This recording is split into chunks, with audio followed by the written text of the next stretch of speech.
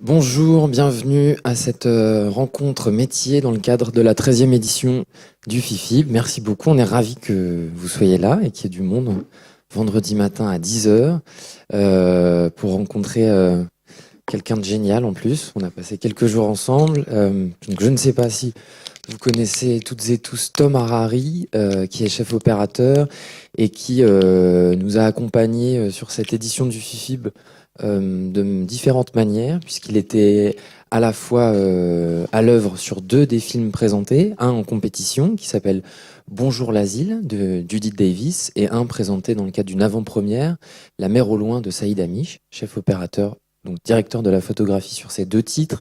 Il a fait partie également du jury du Fonds d'aide à la post-production de la région Nouvelle-Aquitaine, le Nouvelle-Aquitaine Film Workout, et il a accepté de se livrer à cet exercice d'échange évidemment avec vous. Donc l'idée c'est que vous puissiez réagir. On va travailler à partir, vous voyez, voilà, bienvenue dans mon ordinateur, à partir d'extraits qu'on a préalablement sélectionnés. Je vais le laisser se présenter, mais peut-être rappeler donc Tom Harari, il a été associé à une nouvelle génération de cinéastes plutôt français. Vous connaissez peut-être également son frère Arthur Harari, réalisateur notamment de Diamant Noir et Onoda, sur lesquels Tom a travaillé. Tom a travaillé aussi avec Justine Triet, avec beaucoup Catel Kiléveré. Voilà, ça fait partie des cinéastes que tu accompagnes. On parlera peut-être aussi de Pascal Breton. Il a aussi accompagné Guillaume Braque dans ses débuts. Et plus récemment, Régis Soder, Nobuhiro Suwa. Voilà, donc une grande variété de cinéastes, mais peut-être qu'ont en commun aussi une certaine cinéphilie. Et je pense que on va l'entendre à travers les choses que tu vas nous raconter. On se tutoie, mais parce que c'est plus simple, mais l'idée n'est pas de créer une distance, il n'y a pas de connivence particulière, on se connaît pas si bien. Et on a, enfin Tom le développera, mais il y a un peu un axe qu'on a choisi à travers les extraits pour structurer un peu notre discussion. C'est la question de comment filmer la nuit, puisque voilà, bah, c'est toi qui as fait ce choix-là. Et peut-être que avant tout ça, tu veux dire quelques mots, puisque tu as la particularité d'être un chef opérateur autodidacte, ayant attaqué un travail autour de la pellicule, et t'étant formé plus ou moins tout seul. Donc peut-être nous raconter un peu d'où ça vient. Je sais pas à quel moment tu veux montrer l'extrait, la genèse, ou en tout cas cet extrait fondateur. Voilà, les extraits sont à droite, hein, je vous dévoile tout. Voilà, bah, je te laisse peut-être réagir. Tiens un micro là. Bonjour à tous et à toutes. C'est chouette déjà de voir des jeunes gens. Voilà, donc je vous remercie d'être là. Merci au Fifi, aussi à Victor. Donc en gros, oui, moi pour rapidement vous dire mon parcours, c'est assez particulier parce que j'ai pas fait de formation spécifique à l'image. J'étais à l'université à Paris 8, à la fac de Paris 8 Saint-Denis, mais en voilà formation, on va dire générale. Théorique avec un peu de pratique, mais pas du côté de l'image. Et voilà, moi le truc c'est que j'ai commencé vraiment avec mon frère. On a découvert ensemble le cinéma quand on avait autour de 10 ans, 10-12 ans, en se mettant à voir beaucoup de films grâce à des gens proches de notre famille qui étaient un peu là-dedans et qui voilà nous ont embarqués là-dedans. Et donc on s'est mis à adorer ça et on s'est mis à faire des petits films adolescents qu'on faisait beaucoup en Super 8 à l'époque. Donc on fabriquait un peu tous ensemble, tous les deux ensemble, on filmait, on imaginait l'histoire et tout. Et puis à un moment, voilà, moi je m'intéressais quand même plus à l'image, à la photo. Je faisais de la photo aussi jeune. Je développais un peu, je tirais de la photo noir et blanc. J'ai toujours pas mal dessiné aussi quand j'étais gamin. Et après, mon frère, il s'est mis à plus à écrire des scénarios. Il m'a proposé de faire l'image, donc sur un premier court métrage. Et c'est comme ça que j'ai commencé à faire ce travail. Donc c'est vrai qu'au début, je connaissais pas, j'avais aucune notion technique, à part un peu les trucs que j'avais acquis jeune en faisant de la photo, tout ça.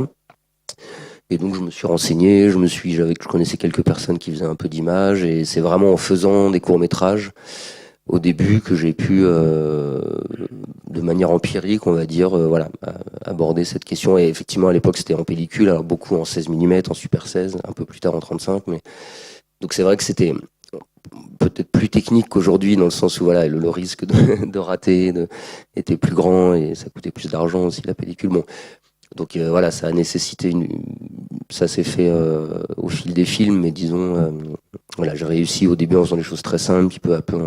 Et l'autre rencontre, voilà, assez marquante, c'était à la fac, donc à 25 ans, j'ai rencontré Catel Kiléveré, donc qui était une amie de fac, et Elie Cisterne, avec qui j'ai aussi travaillé plus tard sur Le Monde de Demain, enfin avec eux deux. Et avec Catel, on a aussi, en parallèle de mon frère, j'ai fait son premier court-métrage quand on sortait de la fac, et ensuite mon premier long-métrage avec elle, et ça a été aussi la deuxième collaboration très suivie jusqu'à aujourd'hui. Et mon frère, c'est pareil, voilà, on a fait 3-4 courts moyens-métrages ensemble, puis ces 2 longs-métrages. Voilà. Et puis après, je me suis mis à rencontrer des gens, et puis j'ai eu la chance de faire aussi des courts-métrages qui ont été certains pas mal vus dans des festivals, donc au bout d'un moment, mon travail était un peu remarqué comme ça, et puis après ça s'est engagé au fil des années. Bon, ça a mis quand même quasiment 10 ans de formation, on va dire hors justement en dehors d'un cursus scolaire académique. C'est peut-être un peu plus long dans le sens où c'est au fil de moi je faisais d'autres petits boulots à côté. Enfin voilà, j'en ai pas vécu pendant 10 ans. C'était soit pas payé, soit à peine payé. Et bon, j'ai eu ce temps-là de pouvoir me former en faisant quoi. Peut-être qu'on va rappeler les Catel Kiléveré, peut-être rappeler les titres. Ouais, alors Catel Kiléveré, elle a fait Un poison violent, Suzanne, Réparer les vivants et Le temps d'aimer plus récemment. Et donc elle a co-réalisé avec Elie Cisterne la série Le Monde de Demain pour Arte que j'ai fait avec eux aussi. Série sur les débuts du groupe NTM. Voilà, et du hip-hop dans les années 80, paru en région parisienne. Voilà. Ouais. Donc vous situez, ça parle. Enfin, vous pouvez nous dire si. Et non, voilà quoi. Et donc c'est vrai que j'ai beaucoup travaillé. Et après j'ai travaillé avec des gens. J'ai fait le premier film de Justine Triet. J'ai travaillé avec Guillaume Braque sur Un monde sans femme et tonnerre. Voilà, des gens, on va dire globalement de ma génération.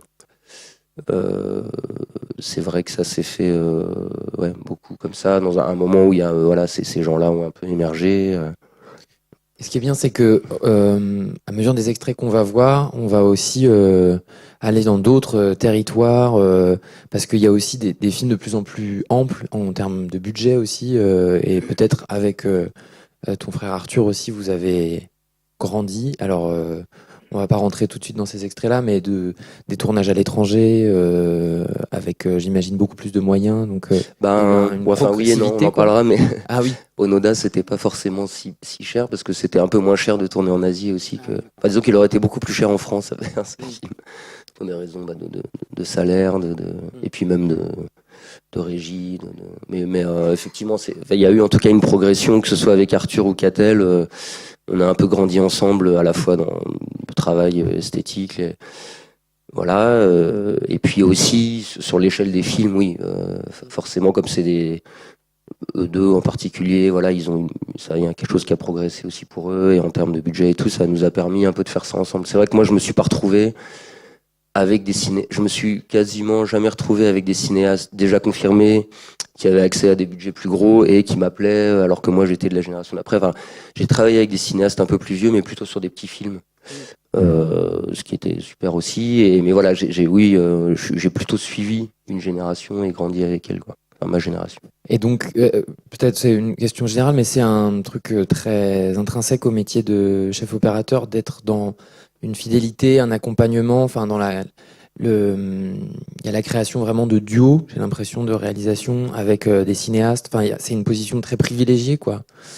Moi, je trouve ça très privilégié, et je trouve qu'en général, dans l'histoire du cinéma, il y a des grands duos comme ça, et enfin des gens qui à un moment se trouvent, et parfois des réalisateurs travaillent peuvent changer de chef opérateur, mais disons qu'il y a eu oui, ça permet sur plusieurs années, sur plusieurs films, de construire un langage commun.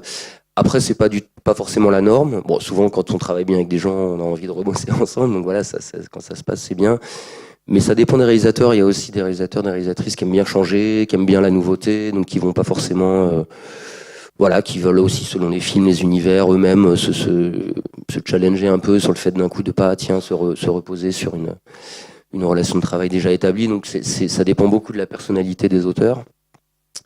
Moi, je suis assez convaincu que ça permet beaucoup de choses. Enfin, que c'est plutôt une force. Donc moi, j'ai eu cette chance avec, en particulier ces deux personnes, de pouvoir avoir ça dès le début, quoi. Et Donc c'est assez fort. Et c'est vrai que dans l'histoire du cinéma, l'extrait que je vais montrer, c'est un peu un exemple premier parce que donc voilà, oui, on s'est dit que donc je vais montrer normalement 3 ou 4 extraits de films sur lesquels j'ai travaillé. Voilà, si on a le temps, 4. Et avant, je voulais vous montrer un extrait de film qui est une scène qui m'a beaucoup marqué dans un film que j'ai découvert assez jeune, entre 20 et 25 ans. Voilà, pendant que j'étais encore en train de me former, de faire des courts-métrages et qui m'a vraiment beaucoup marqué et qui continue de me marquer. Donc ça m'arrive souvent quand je fais comme ça des interventions de montrer cette scène parce que je trouve que c'est un peu un sommet de voilà, sans en dire trop sur l'utilisation notamment de la lumière. Et on se disait qu'on en parlerait peut-être plus tard. Je vous dirai peut-être pas tout de suite en quoi, voilà.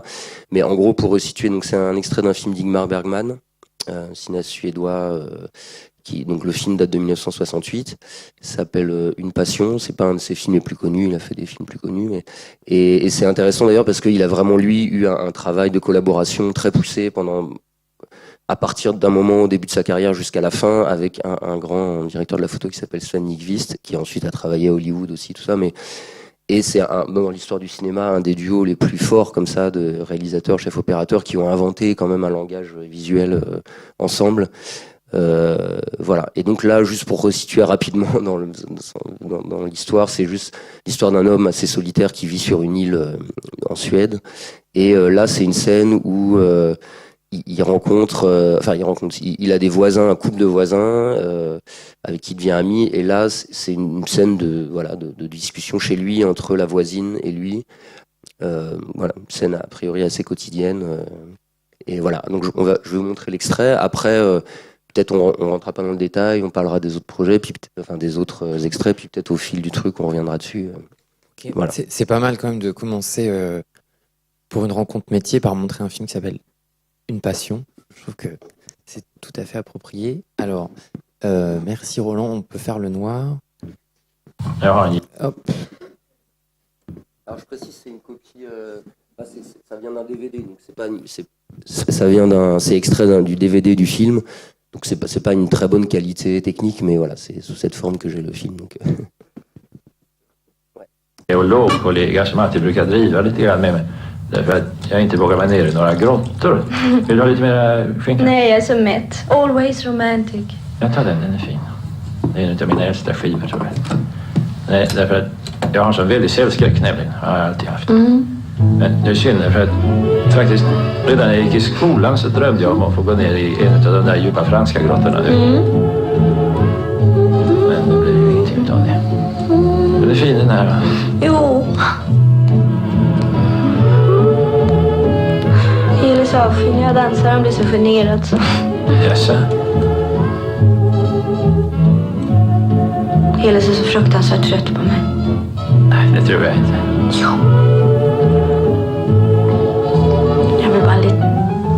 En del av en stor allmänna tröttheten. Det är bara det att världen är tämligen likgiltig för Elis sarkasmer. Men inte jag. Jag vill bara ge igen. Får jag lite mer. Jag vet bara inte vad jag ska göra. Tack. Hej då. Skål.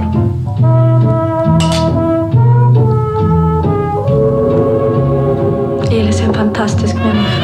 Ja, det är verkligen. Jag tycker mycket om Elis. Värsta av alltihop är att jag älskar honom.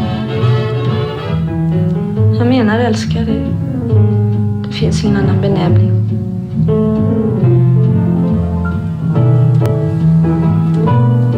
Jag vet bara inte hur jag ska bära mig åt för att visa honom min kärlek. Andreas, vad blir det med oss? Varför blir det så här? Du, vad är det för ett dödligt gift? Bara fräter sönder det bästa inom oss och lämnar skalet kvar. Ja.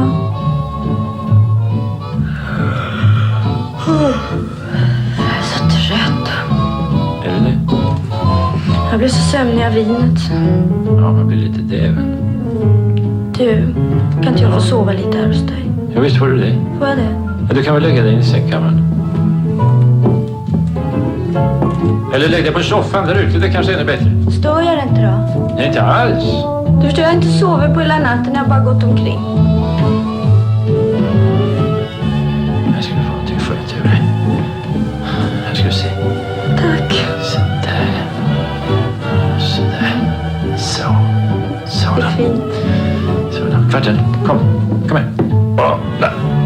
Så, här ska du få lite värme till. Hej. Så. Hej.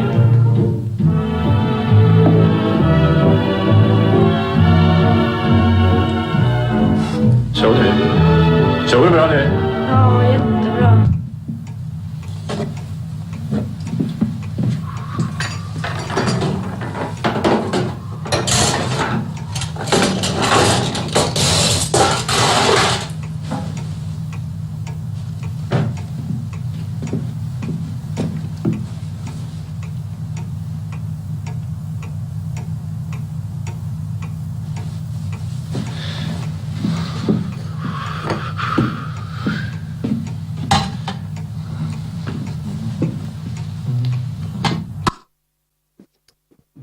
Alors, je sais pas si Roland... Ah oui, il nous entend. On va retrouver la lumière. Peut-être sans rentrer dans l'extrait, et parce que ça va nous amener à la thématique des extraits suivants. Est-ce que c'est une forme de crépuscule, enfin on a du mal à dire à quel moment de la journée on est, même si elle se couche. A priori, pour moi, c'est un peu oui, c'est le soleil couchant. Ouais. Ouais. Oui, parce qu'un peu juste avant dans le film, on voit c'est l'après-midi, elle arrive dans le jardin où il est, et puis le soleil est déjà un peu chaud, et donc là, c'est les derniers rayons. Bon. Donc voilà, on en reparlera, mais... On s'engouffre pas tout de suite dans les grottes françaises et la couleur de cet extrait. Non, alors après, du coup, on parle directement un peu du film suivant. Alors du coup, après, alors là, il se trouve, c'est pas un extrait de nuit, mais je me suis dit que c'était je me suis rendu compte que en tout cas, les 3 extraits, les premiers que je vais montrer, c'était des scènes de nuit, et je trouvais ça intéressant. Alors il y a aussi des choses liées au cadre, à la mise en scène qui sont intéressantes dans ces extraits et qui sont intéressants d'en parler, mais il y a aussi sur la lumière, c'est vrai que la question de la nuit, comment éclairer la nuit, disons que c'est un peu de manière privilégiée les scènes où peut-être la lumière peut être plus expressive, puisque voilà, faut tout recréer, il y a quelque chose de plus par rapport aux scènes de jour où il y a souvent une part de captation, la lumière qui existe, ce qui est aussi très important évidemment, et qui peut être un endroit très créatif. Mais disons que voilà, c'est vrai que la lumière la nuit au cinéma, c'est une vraie question, et un endroit à la fois de liberté, où il y a plein de questions qui se posent. Donc je me suis rendu compte que c'était intéressant d'avoir 3 extraits pour parler de lumière. En tout cas, le premier, donc c'est Diamant Noir, donc c'est le premier long métrage de mon frère qui date de 2014. Et qui est un film. Alors je sais pas si certains d'entre vous ont vu les films ou pas. Bon, donc pour vous resituer, c'est un mélange entre un film, on va dire, un film noir un polar, et puis un film de famille. Ça se passe dans le milieu des diamantaires juifs à Anvers, en Belgique, puisque c'est une ville où il y a un milieu de gens qui taillent les diamants et qui les vendent, tout ça. Et c'est l'histoire d'un jeune homme qui, lui, vit à Paris et qui vient de cette famille, mais dont le père a été un peu exclu de cette famille riche de diamantaires, et son père est mort, et donc il considère que c'est son oncle qui est responsable de la mort de son père, et il va retourner là-bas. Et lui, c'est un peu un petit truand, à Paris, et il va retourner là-bas il veut se venger de sa famille, de cet oncle. Et assez vite, il imagine un casse pour voler des diamants dans sa propre famille. Et là, la scène, elle se situe. Et donc, il rencontre aussi son cousin, le fils de son oncle, avec qui il commence à avoir une relation d'amitié. Et peu à peu, d'être dans cette famille, crée un peu un conflit chez lui, parce qu'il commence à s'attacher à certaines personnes de cette famille, à lui-même découvrir qu'il s'intéresse à la taille de diamant, que ça lui plaît. Et donc, il se retrouve dans un truc de trahison potentielle de gens, dont d'un coup, qui commence à se sentir proche, quoi. Donc ça, c'est un peu pour le contexte général. Et là, la scène, ça arrive assez tard dans le film.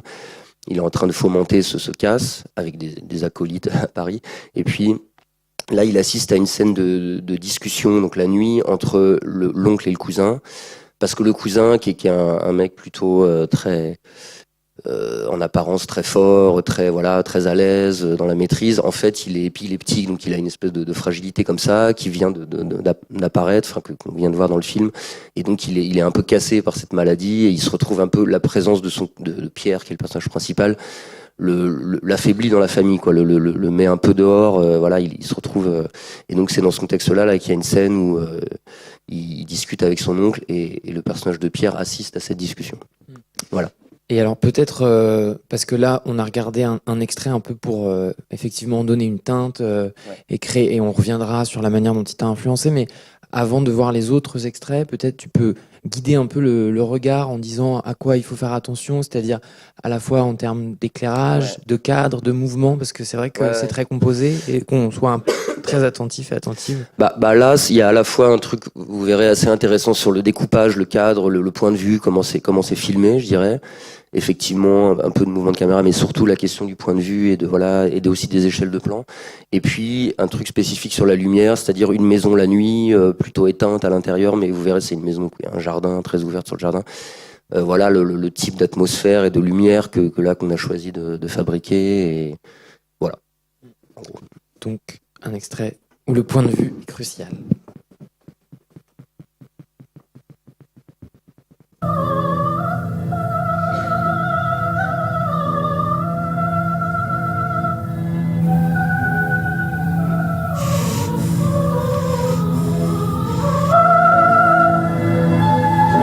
Gabi!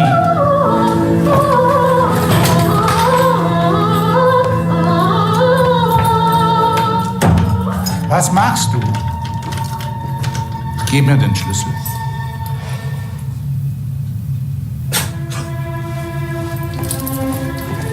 Gabriele!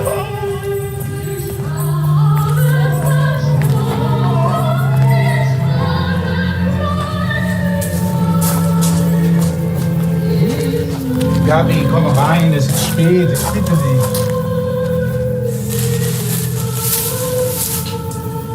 Les plantes sont tristes, non? Was machst du denn hier? Das ist doch völliger Blödsinn. Komm jetzt rein, hör auf.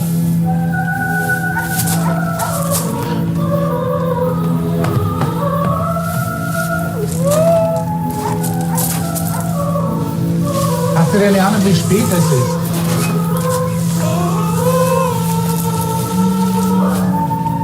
Komm, gib mir den Schlüssel da. Oui, Papa.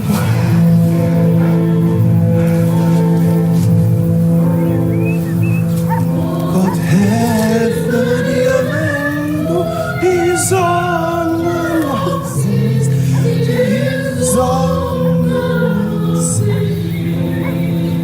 Chante pour moi, Papa. Allez, chante.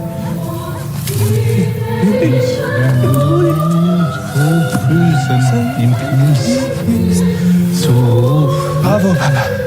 In dem Knist. Ali, wir müssen morgen früh raus. Wir haben gute Arbeit, das ist das Wichtigste. Wir müssen arbeiten. Moi, je suis tranquille, Papa. C'est toi qui travailles, c'est bon, c'est fini. Non, c'est bon. Gabriel, ich bitte dich. Non.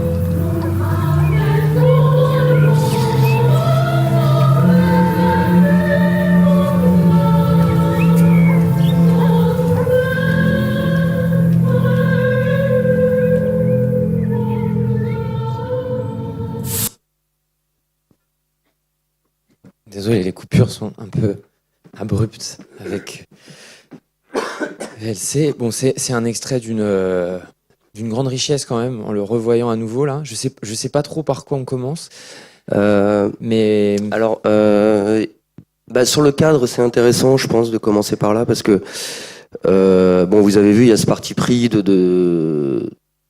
Alors, l'entrée dans la scène, là, on commence presque par une vision de rêve de ce diamant bleu, là, qui est un peu le gros diamant qu'il a prévu de voler. Et dans son sommeil, donc on commence par le point de vue on est avec ce personnage qui se réveille, et ensuite on passe tout de suite dans l'autre point de vue.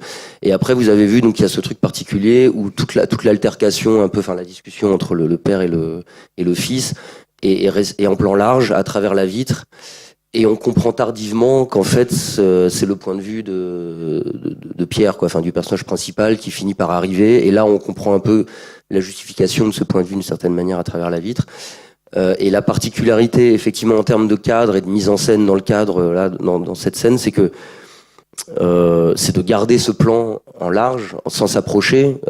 Disons de manière un peu plus classique ou convenue, on se serait dit, tiens, on va peut-être faire un chant contre chant sur les deux personnages, puisque c'est eux qui sont quand même au cœur de la scène et qui a un enjeu. Alors là, vous le voyez un peu hors contexte, mais c'est presque une scène un peu de mélo, en tout cas assez chargée émotionnellement, parce que voilà, ce mec qui est d'habitude très sûr de lui, d'un coup se fragilise. Donc voilà, il y a un enjeu en tout cas émotionnel entre le père et le fils mais qui là est joué complètement en plan large, en pied, voilà. Jusqu'au bout. Alors, il se trouve qu'on avait prévu au tournage de se rapprocher. Ça, c'est intéressant de voir aussi le chemin qu'on a fait nous. Alors nous, avec mon frère, ça varie un peu selon les réalisateurs, les réalisatrices, mais avec mon frère, on prépare beaucoup le découpage à l'avance. Des mois avant, en général, on commence à travailler. D'abord, même parfois quand on n'a pas les décors, et puis ensuite on trouve les décors, on retravaille le découpage. Voilà, c'est assez prévu.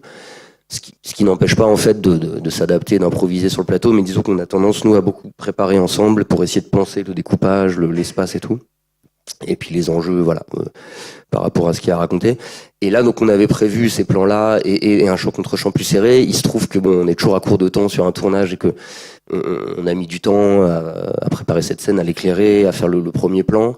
Et on s'est rendu compte pendant qu'on faisait ce premier plan, en fait, qu'il y a vraiment un plan séquence où on suit l'oncle de dos, puis on se fixe et jusqu'à la fin, on reste, voilà, qui est là et remonte et on va dire est recoupé par le contre-champ, mais qu'on a fait après sur Pierre. Et à un moment, on s'est dit, mais merde, on manque de temps. Est-ce qu'on va avoir le temps de faire le champ contre champ? Donc on a hésité. Est-ce qu'on arrête? On fait pas trop de prise du plan large, sachant que de toute façon, on va à un moment rentrer dans le champ contre champ. Voilà, des problématiques qu'on rencontrait souvent sur les tournages, ou peut-être vous avez déjà rencontré. Ou est-ce que on passe du temps sur ce plan qui est compliqué à avoir bien en entier, parce qu'il faut que tout soit bien. Le jeu, évidemment, un plan large en plan séquence, c'est plus compliqué à obtenir de manière parfaite qu'un champ contre champ où il peut y avoir des erreurs et tout.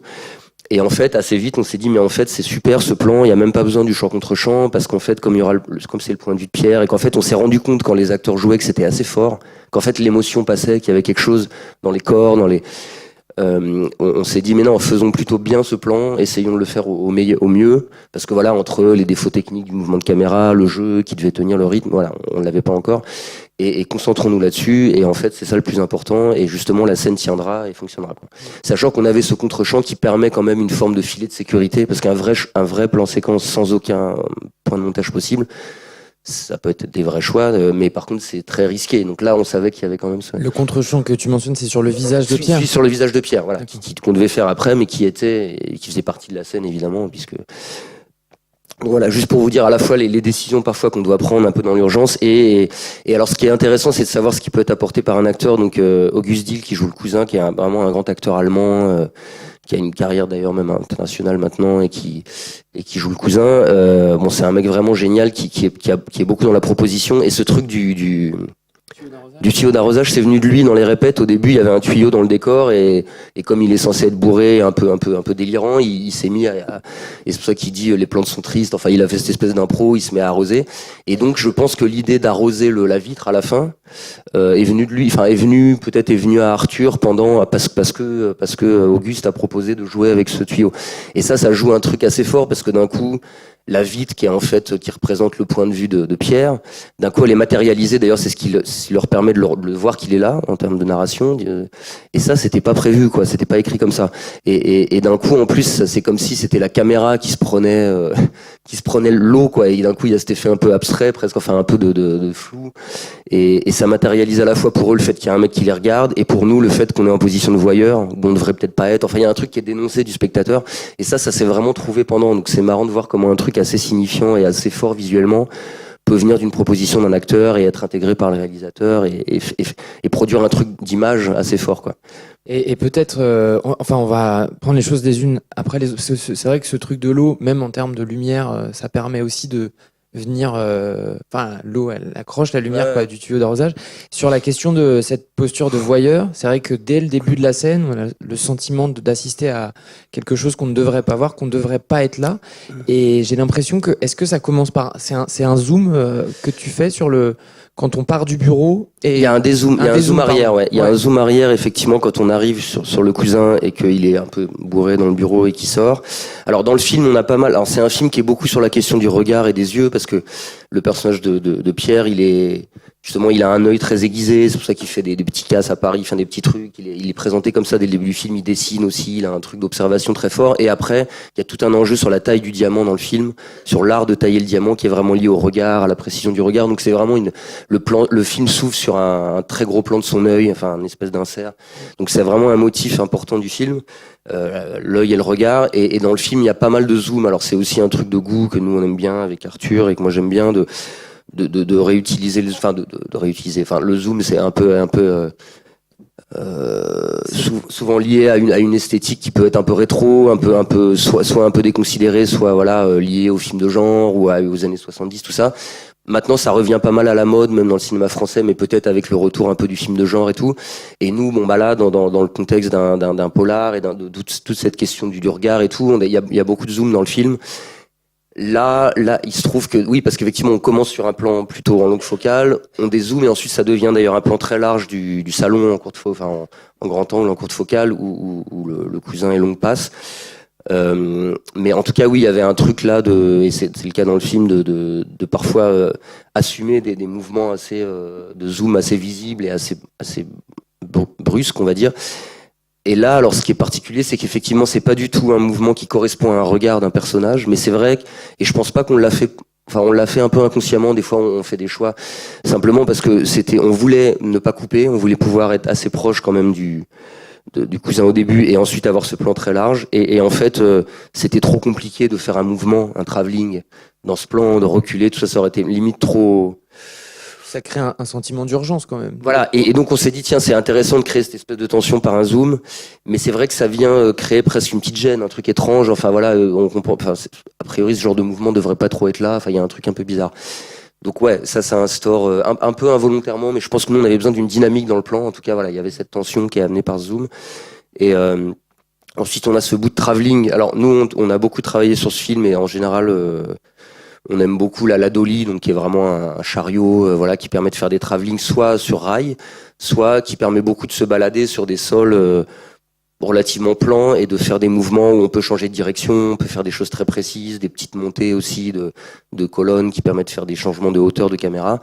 Et dans ce film, on l'a beaucoup utilisé et ça permet quelque chose de très dynamique dans la mise en scène et c'est plus. Alors, c'est un outil assez classique, qui existe depuis très longtemps et qui est utilisé beaucoup dans le cinéma classique, qui est peut-être un peu remplacé plus maintenant par le Steadicam, qui commence à être beaucoup utilisé, notamment en série et maintenant pas mal au cinéma. Nous, on préfère la dolly parce qu'il y a un truc. Alors là, on en a pas tant que ça des mouvements, mais il se trouve dans le film, il y en a pas mal. Il y a quelque chose de plus terrien, de plus. C'est moins flottant, quoi. On sent qu'on est vraiment sur le sol. Il y a un truc assez physique comme ça. Bon, voilà. Et bon, voilà pour le cadre. Et après, la question de la lumière. Donc voilà, on a ce truc de nuit. Alors il y a le bureau allumé, mais ensuite il y avait cette grande maison, donc qui était un décor assez récurrent dans le film, très vitré, avec plusieurs scènes de nuit. Et donc nous, on avait vraiment envie de profiter de la profondeur, du jardin, du fait qu'il y a ces espèces d'ouvertures.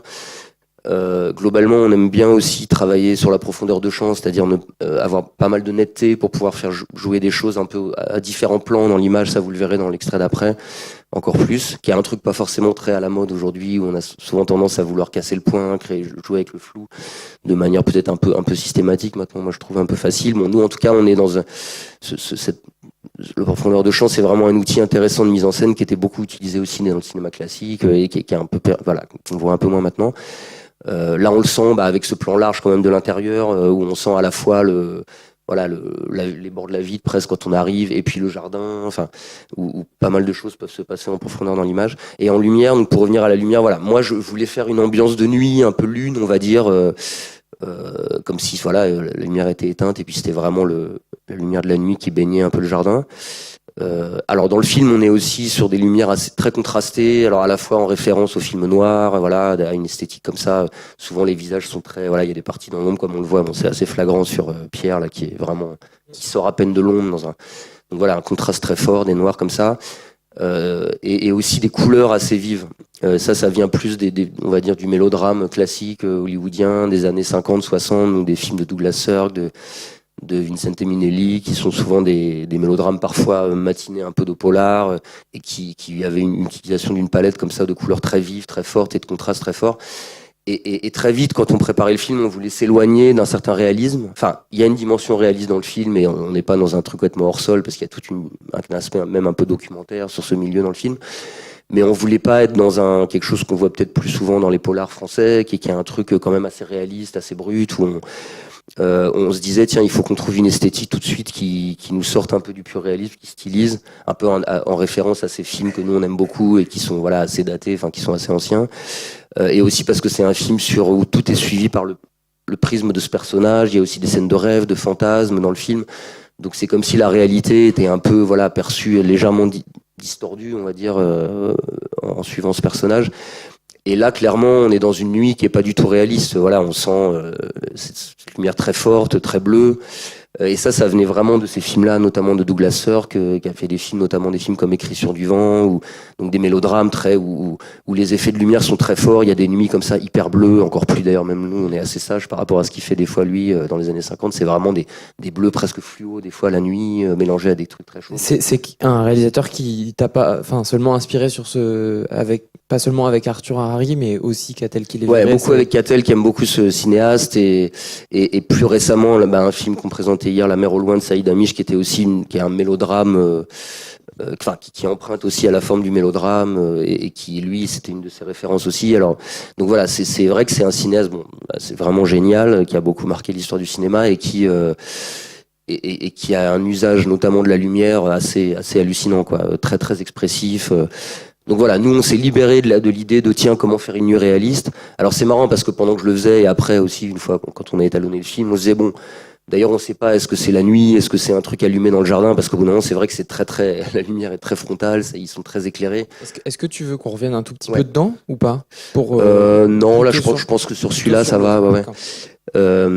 Voilà, donc en tout cas il y a ce parti pris à un moment de dire tiens, on rend les choses visibles par la lumière, on cherche pas parce que c'est vrai que la nuit on peut la traiter, ce genre de nuit on pourrait dire on devine à peine on voit à peine les choses, on joue vraiment un réalisme, ce qui aurait pu être intéressant aussi, quoi. Voilà, on devine les personnages, mais nous on avait plutôt l'envie d'un truc assez lisible, assez clair, même un peu qui va un peu avec le côté un peu dur de la scène, quoi, un peu cruel, enfin comme si voilà les choses devaient être et puis par ailleurs, comme c'est un plan large et qu'il faut qu'on voit les expressions, qu'on les perçoive, c'est compliqué de plonger tout ça dans la pénombre, sinon on perd. Voilà.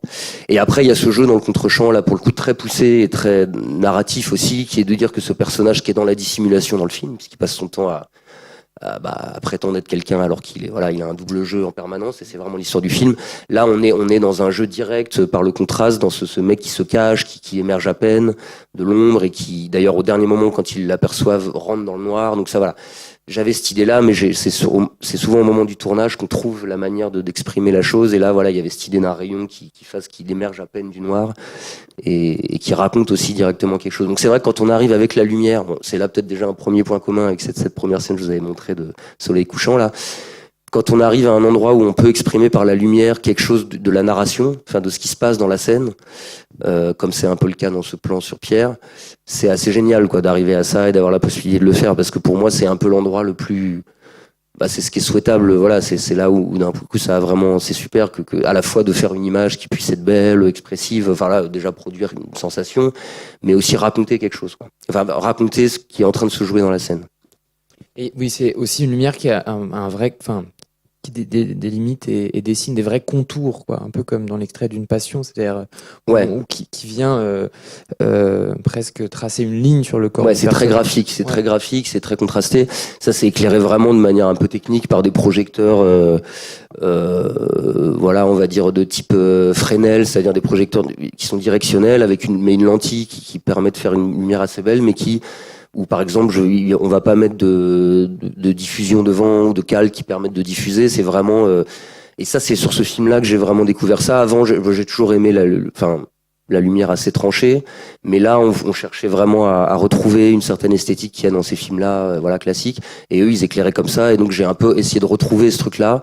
Et je me suis rendu compte pendant ce film qu'il fallait vraiment faire un truc qu'on ose rarement faire aujourd'hui, qui est de balancer des sources en direct sur les visages, sans les diffuser, pour arriver à trouver cette qualité de contraste.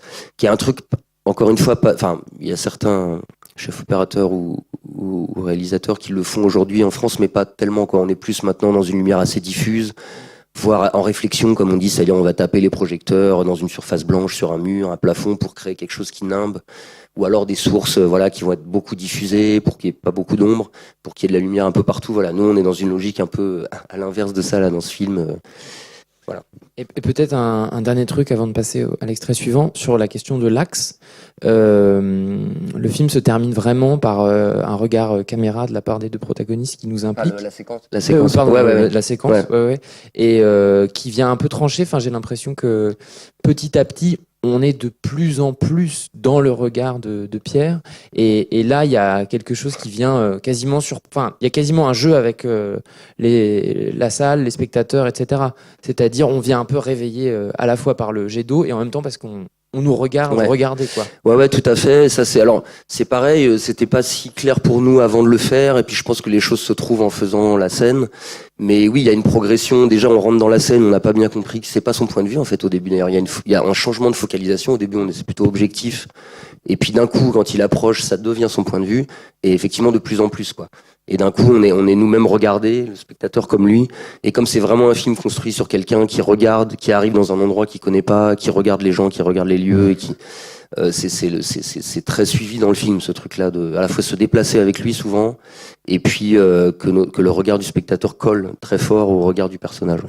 Et le fondu au noir qui vient, est-ce que ça c'est quelque chose qui est plutôt de l'ordre du montage ou c'était un truc que vous aviez pensé que la scène se finirait comme ça? Non, c'est de l'ordre du montage, ouais. D'accord. Ça revient, il y a quelques moments dans le film, il y a des fondus au noir, des fondus enchaînés aussi, donc qui sont aussi des figures assez classiques, quoi, qu'on a beaucoup dans les films, voilà, et qui peut-être moins maintenant, et ça c'est vraiment un choix qu'ils ont fait au montage, parfois pour passer d'une partie à l'autre, de faire soit des fondus noirs, soit des fondus enchaînés, assez marqués, et ça c'est au montage que ça s'est fait, ouais.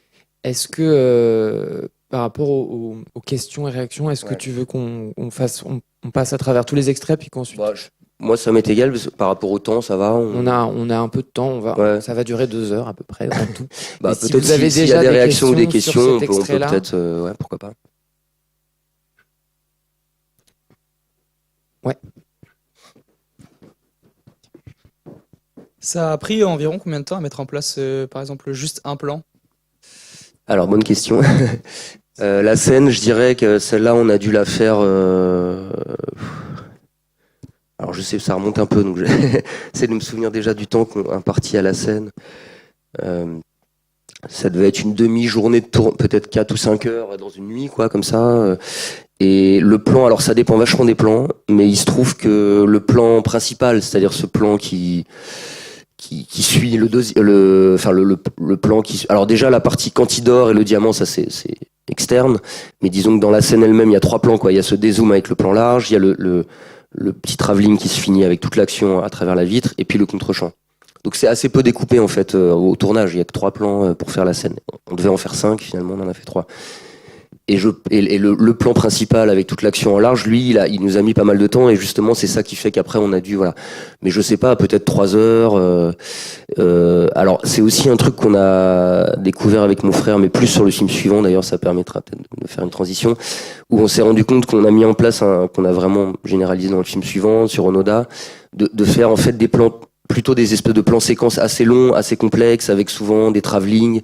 Souvent, là, on n'a pas l'exemple, mais des travelling et des zooms combinés. Alors parfois des zooms moins visibles, mais pour changer d'échelle dans les plans. Enfin, en gros, toute une chorégraphie, parfois avec plusieurs personnages assez complexes pour faire un plan sur parfois toute la séquence, qui en fait prend du temps, parfois 3 à 4 heures.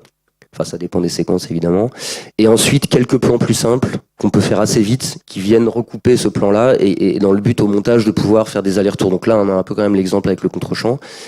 Mais voilà, derrière le contre-champ, on le fait en 1 heure, par exemple. Je pense le deuxième plan, on a dû le faire très vite parce que il y a moins de jeu. Il y avait ce truc de lumière à trouver, mais le cadre, c'est un plan fixe, beaucoup plus simple à mettre en place.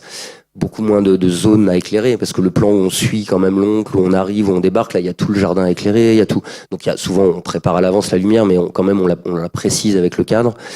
Donc voilà, je dirais, ce plan-là, il est assez long, ouais, voilà, et c'est important, et donc voilà, ce genre de choses. Enfin, c'est des plans.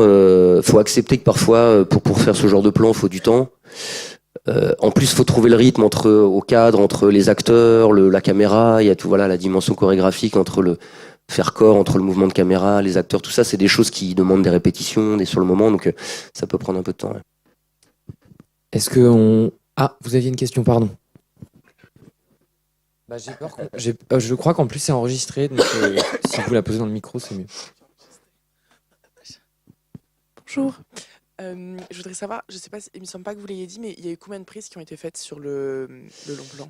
Alors ça, j'ai pas trop le souvenir du nombre de prises, mais alors Arthur, il fait pas beaucoup de prises, contrairement à des réalisateurs vraiment qui vont en faire beaucoup. Là, on est voilà, c'est rarement énorme. J'aurais du mal à dire. Moi, je dirais sur un plan comme ça, entre 5, 6 et peut-être 10 maximum, mais j'ai pas le souvenir précis. Mais voilà, pas plus que 10, et je pense que c'était un peu moins.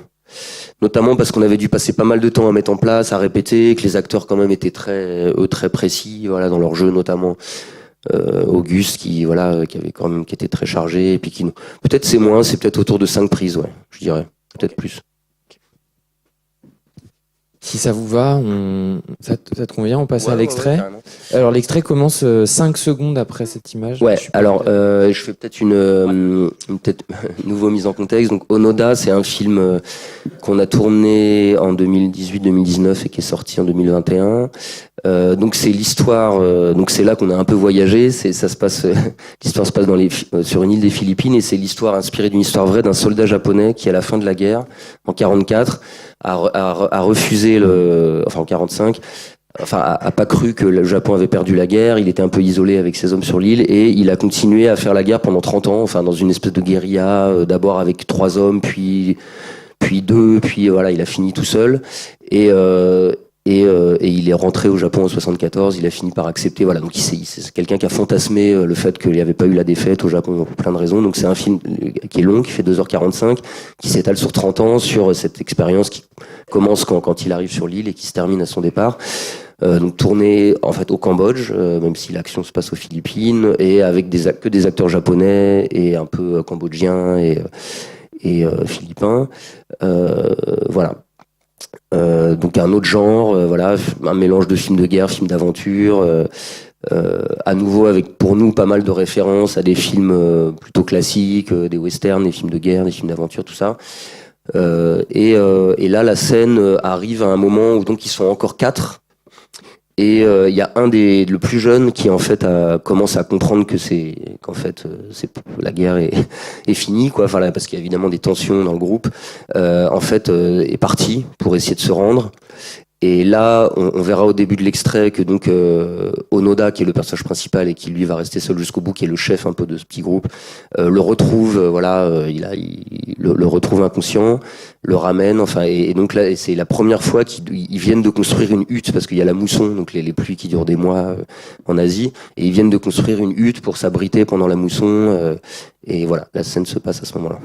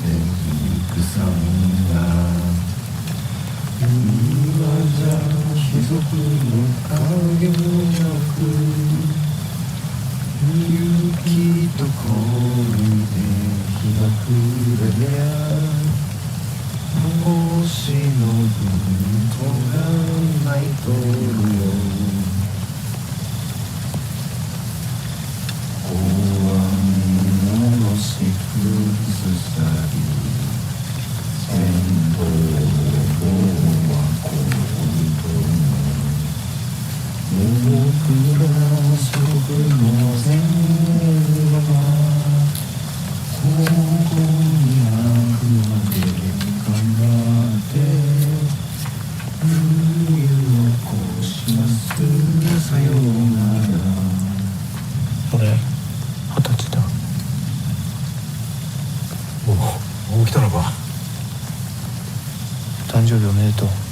がとう、若津。おめでとう。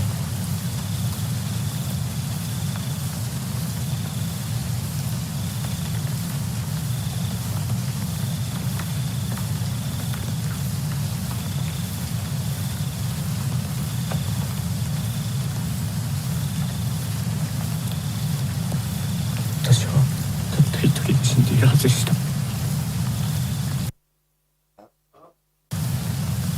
捨てないでくれてありがとうございます。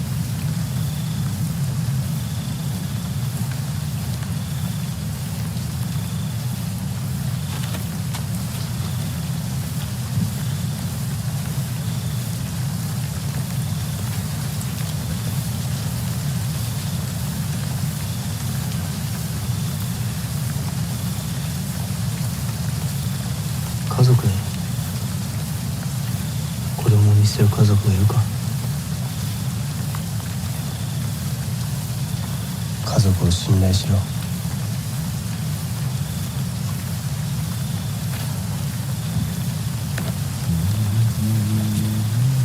ほら、もう少し休め。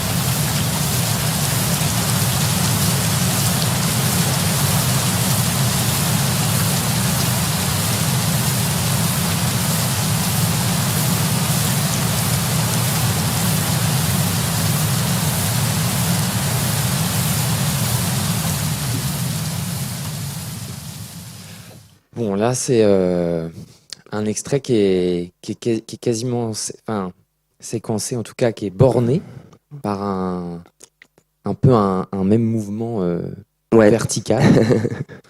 tout à fait. Peut-être qu'on peut démarrer par là. Ouais, bah alors bah, ça c'est un truc assez particulier dans le film, c'est vraiment le rapport entre les personnages et la nature et la jungle.